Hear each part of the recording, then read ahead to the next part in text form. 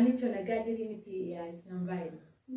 Hordoftoota ayyaana sallama keenya irratti nagaa qeessanii faabayyatu jechuun jaaladha. Akka ishiin nagaan galtee meeshaa kanatti boqottu isinis akka ishiin nagaan galtu kadhaa. Meeshaan kadhannee fi jira rabbiin nagaa ishii haa galchu. Mana ishiitti gaa'ila ishiitti ganaa nama galee gaa'ila dhaabbatu obboleettiin keenya.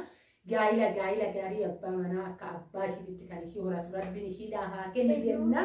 Atis eebbisime. Rabbishii yoo galte mana boqonnaa yaa ta'uuf manni ishii meeshaan ishiitis meeshaatti boqotu yaa ta'uuf. Amiin jedhe galatoomaatis eebbifame guddaa isaasiin jechuun jaaladha. Ashama harka fuunee akkam jirtanii kabajamtoota fi jaalatamtoota chaayinaa ayyaantu asallaa jedhu argamtan nagaan kuma kaltattis naa qaqqabu isiniin jechuun jaaladha. Baga jiraatanii baga eeggamtanii yoona eegdan. Egaa ka har'a viidiyoo waa'ee meeshaalee qabattee karaa keessan dhufee tura. Waa'ee meeshaalee kana sirriitti waan irraa dubbadhuun qaba. Meeshaaleen biteetu jira. Akkuma asitti argaa jirtan kana roottoon bakka kana jira. Isiniin jechuun jaaladha. Meeshaaleen achi as keessatti galan ganaa wantoota baay'eedha. Viidiyoo kana laayik sheer gochuudhaan hiriyoota keessan biraan gahaa jechuun gabanumaan affeerraa kootii warroonni immoo nafana turtii goota hedduu tokko galatoomaan isiniin jedha. Egaa ka waa'ee meeshaalee obsaan dhaggeeffadha. Wantoota baay'ee barumsa ta'e meeshaa bituu qofa osoo hin ta'in wantoota sirriitti isin fayyada jedhe chaayinaa kanarratti dabarsaa jira jechuudha. Viidiyoo kana immoo irra buutina haga dhumaa dhaggeeffadha. Yoo ofii fayyadamuu baatte obboleessi kee obboleettiin keessaa fayyadamu jechuun jaaladha. Egaa meeshaa har'a bittee geessuu qofa osoo hin ta'in boruu kee haga itti jiraattu nama eebbisuu qabda jechuudha. Namni waanuma godhee maqaan isaa ka'a. Egaa kanan dagatina gaafa tokko osoo qadaanni kuni wanni kun feekii wayii ta'e asirraan si jalaa laatame gaafumatti fayyadamuu qabu laatame waan akkanaan naabittee bariin tani tokko jettee waanuma nan hojjedhee maqaa koo kaasta jechuudha. Waan ani hin hojjenne ala maqaa koo kaasuu hin dandeessu. Tani namni kaasuu danda'a waan ati hin goone garuu hagasumara ilmi namaa dhimmamee waan ati hin goone alatti sirratti hin deemu. Kanaafuyyuu wanti godhamuu qabullee wanti bitamuu qabullee waan gaariidhaan nama baasan ta'uu qaba isiniin jechuun jaaladha. Egaa asitti akka argaa jirtanii roottoon kanaanidha kan biyya alaa ta'uu kan beekamu sibiila. Sibiila qulfiisaa sibiilaa kanaanidha jechuudha kan beekamu. Roottoo kana keessatti obboleettiin koo dursiitii roottoo naafiti roottoodhaatti meeshaa naannaqinaan jetteetan meeshaa baay'ee hin binne dursaa roottoon galchee jechuudha. Roottoo kanatti meeshaa guutamu jira. Egaa ana waan dubbachuu barbaadu jiraate taana waa'ee sahaanotaadha.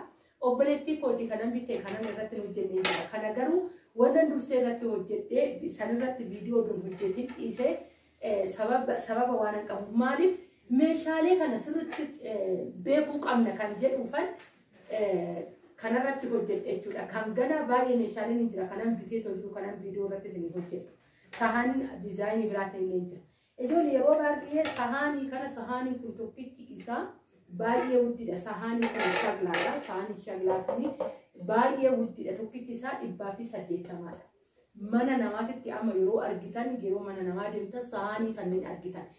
Wanni isin namni keenyatti shawwadamaa jiru bililicii yeroo baay'ee yuutuubii gubbaarratti namoonni waan kana jedhu chaanaala nama tokko xiqqeessuu kootii miti. Kan na hubadha ani kanan dubbachaa waa'ee meeshaaleetidha jechuudha malee. Nama tokko irratti waan tokko yaadeetiin kanan dubbadhu waa'ee meeshaaleetti wal qabate maaliif suuraan isinatti argitanillee yeroo baay'ee sahaaniiwwan asii hababaa qaban sahaaniiwwan maal ta'an kan isinatti argaa jirtan. Ani immoo sahaaniiwwan sana yoo hin barbaanne abbumti ta'ellee dhiisee karaa biraatti bitachuu qaba malee ani sahaanii bililicii kan irratti biddeen nyaatanii biifeedhaaf dhiyeessitan sahaanii bililicii san isinii hin bitu kanan jedhudha jechuudha. Kanan ani murteesse. Namoonni maa kana bittee sahaanii kun laastikii fakkaataa warri jettanii jirtan namni kanaan dura talabate sahaanii kun sahaanii tokkoffaa kan ta'e waan ho'aa irratti qicattee kan zaaguu hin dandeenye asutti dhiqii qulqulleeffadhu qulqullina haa qabaatu malee jechuudha. Sahaaniin hababaa suni ni quuncaa ijoollee. Sahaaniin kun diizaayinii qayyaree dhufe malee yeroo duraanii nu tamaarii taane sahaaniin asii hababaawwan qaqqaban kun yeroo duraanii dhufaniitu jiru. Sahaanii suni akka maaliin yeeloo wayii kalara wayii akka xurii ati hin miicine wayii diizaayinii uummata. Qarshiidha kan itti baastee bituun immoo ati akkanatti baattee tootaa ofii miti itti fayyadamuuf keessummaa qabdaa yookaan gaa'ela qabatteeti namni mana keetitti dhufa yookaan immoo deessan namni mana keetitti dhufa yookaan sagantaa addaa qopheessite namni mana keetitti dhufa. Ni dhiyeessita saanii kun waxii ho'atu baa ho'aa hin danda'u saanii nababa ni quunca waanuma feetan godha jechuudha. Yeroo baay'ee wantoonni nama fayyadu sahaanii shaglaawwan akkanatti shaglaan aynata baay'eedhaan jira. Kanan tanaan dura hojjedheen jira viidiyoo isinifan hojjedha garuu kana meeshaalee kan waan as keessa naqu rottoo kana keessa waan naqu kanarratti waan hojjechuu barbaadu waa'ee saanii kana sirriitti irraa dubbadha. Bakka feetanitti illee bichisiistan sahaaniiwwan kanneen biifeedhaan bitamuu qaba kanneen midha jechuudha. Sahaanii baay'ee bareedaa ta'e diizaayinii biraatiin isin jira. Kanan meeshaaleen ni jira isarratti qabadhee tan isin dhufan isin jechuu jaaladha. Har'a waa'ee sahaanii kana wanti bitachuu barbaadan meeshaalee isinitu.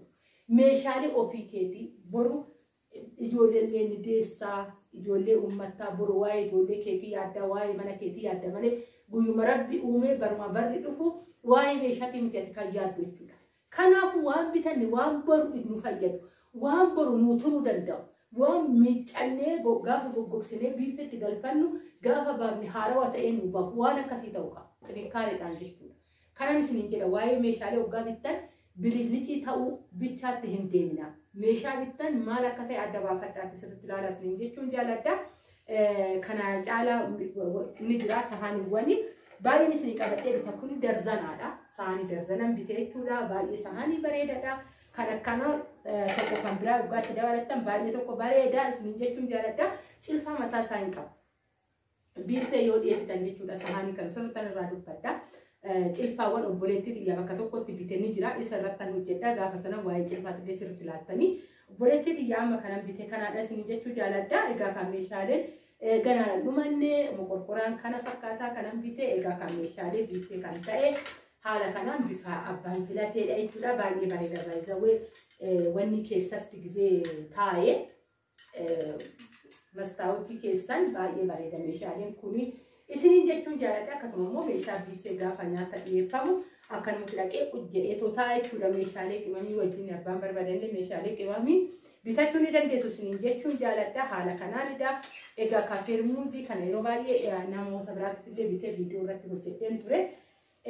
Kanarratti waan dubbachuu barbaadu yeroo baay'ee kaartoonii kanarraa dubbachuu barbaadu. Kaartoonii kun akka argaa jirtanii kaartoonii kanarratti waan kan jiru kara olaanutti bichaa walqammaa ta'e kara bitakanutti diizaayinii kanaadha jechuudha kan qabu. Yeroo baay'ee diizaayinii kana laaltanii asiin soggaa galafatanii laaltanii akkasuma halluu warqammaa kana osoo hin ta'ini asirratti bichaa warqammaa ta'e asiin immoo kara biraatiin mul'isa. Asii soggaa garagalchinee tolaallee haala san nutti mul'isa jechuudha osoo itti mul'ate ta'e. Inni guddaan meeshaa isa keessa jiru laaluu qabu. Meeshaan isa keessa jiru kanaadha jechuudha. Akka argaa jirtanii kan meeshaan isa keessa jiru kana fakkaataa warqaammadhaan isin jechuu jaaladha. Xiqqoo kan isatti dhiyaatu kanaadha.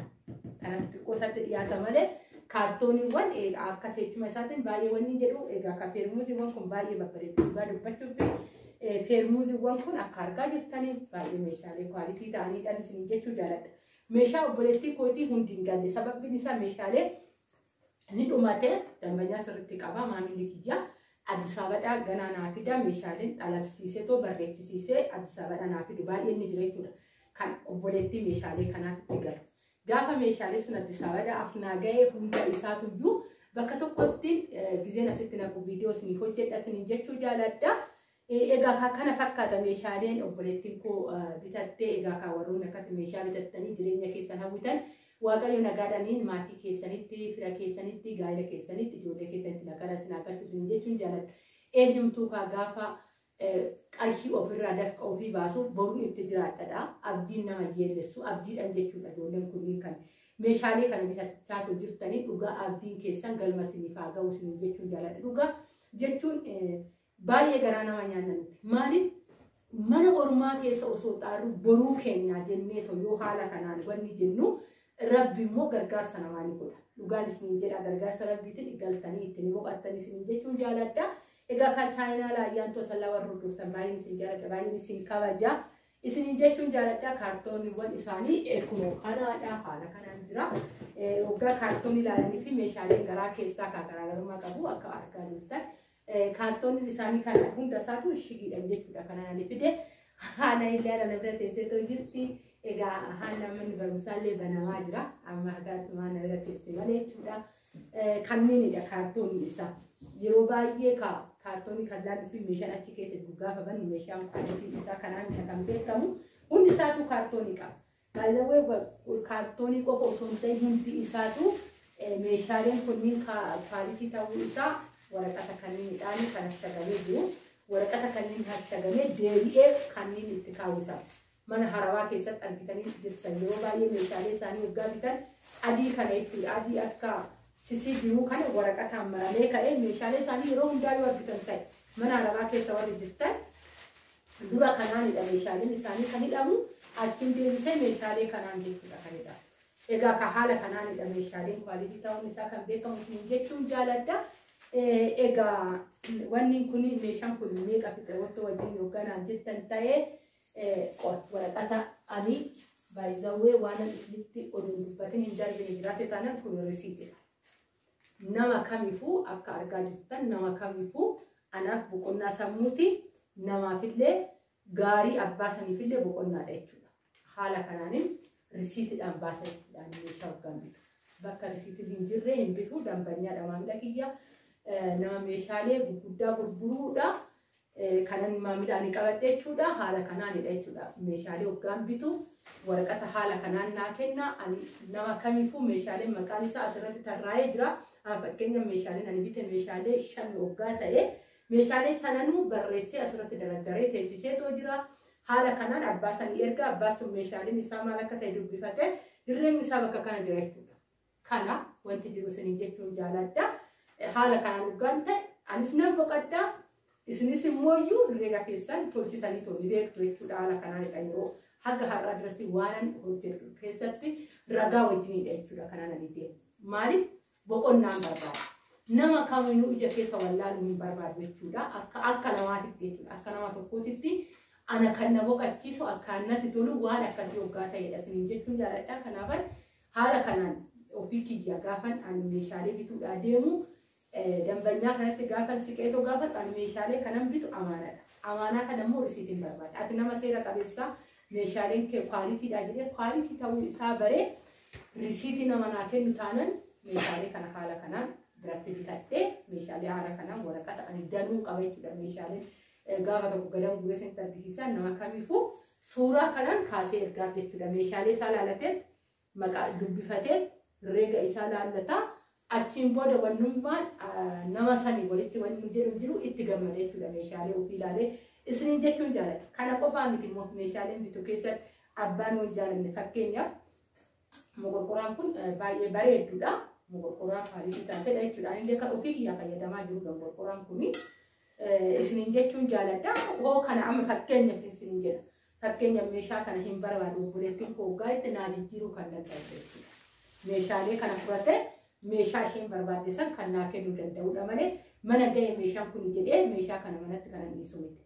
Akkasuma deebisee saanii kana barbaadu obboleettiin koo donaan jette saanii kana fuudhee deemee egaa kaammoo kana woon jedhu tiraanispoortiin tubaa meeshaalee gaafa qabee galu tiraanispoortiidhaan miti kontiraatadha jechuudha. Meeshaan karaa manaa kan dhufu ani immoo kanaafan of eeggannoo godheetan meeshaalee baay'ee gaarii ta'anidha jechuudha. Maaliif qarshiitti itti baheetoo manatti garaagara waan ta'eef iyyuu tiraanispoortiidhaan maal kanneen feetee bakka tokko deemuu waan hin dandeenyeef isin jechuun jaaladha. Kana fakkaata haala kanaanidha jechuudha. Kanan of eeggannoodhaan meeshaalee bitaa jiru agarraa dirasi galatoomaa turtiin afaan gootaniif isin jedha. Baay'ee isin jaaladha. Baay'ee isin kabaja. Akkasuma yaada waggaa qabaattan qeeqasoo qabaattan ta'ee saanduqa kiyya saanduqa 24 banaadha. Saanduqa komentii jalatti naa barreessuu hin dagatinaa isin jedhu. Warroon isinitti tole immoo viidiyoo kana laayik sheer gochuun hiriyoota keessan biraan gahaa akkuma dura jalqaba irratti dubbadhe isiniin jechuun jaaladha. Hordoftoota chaayinaala Ayyaantoo Sallaa na jaalattanii na kabajanii waan na dhaggeeffattanii hedduu tokko galatoomaa isiniin jedha. Waa'ee meeshaalee jalqaba malee dhumaa miti. Asuma irratti immoo ijoolleen waa'ee algaa yeroo darbe gad lakkisee koomentiidhaan illee keessanillee na gaafachaa jirtan gatii isaan himtan piliis obsaan na eeggadha. Isiniifan hojjedha gatiin isaa hin baane baasuu fi gatiin isaa baasee tananii isinitti himaa. Maaliif gatii abbaatu baasa waan ta'eef ani meeshaaleen kun ni jira jedheetan isinitti beeksisee meeshaalee kana immoo isa bira dhaqeetan gatii isaa tokko tokkoon baasee inni naaf kenna. Gaafa sana gatii isaa qabadheetoo isin dhufa obsaan na eeggadha isiniin jechuun jaaladha. Egaa maamila koo waan ta'eef ji'oota kana keessa warroonni qalabachuu barbaadan kan yeroon ani xalabadhee irraa akkasumatti daballee anillee gaafadhee too jira jechuudha. Yeroo natti dabalinni haala nan hojjisiisan alatti ji'a kana keessa jedheeti nan jira okkee naan jedhee too jira jechuudha maamila.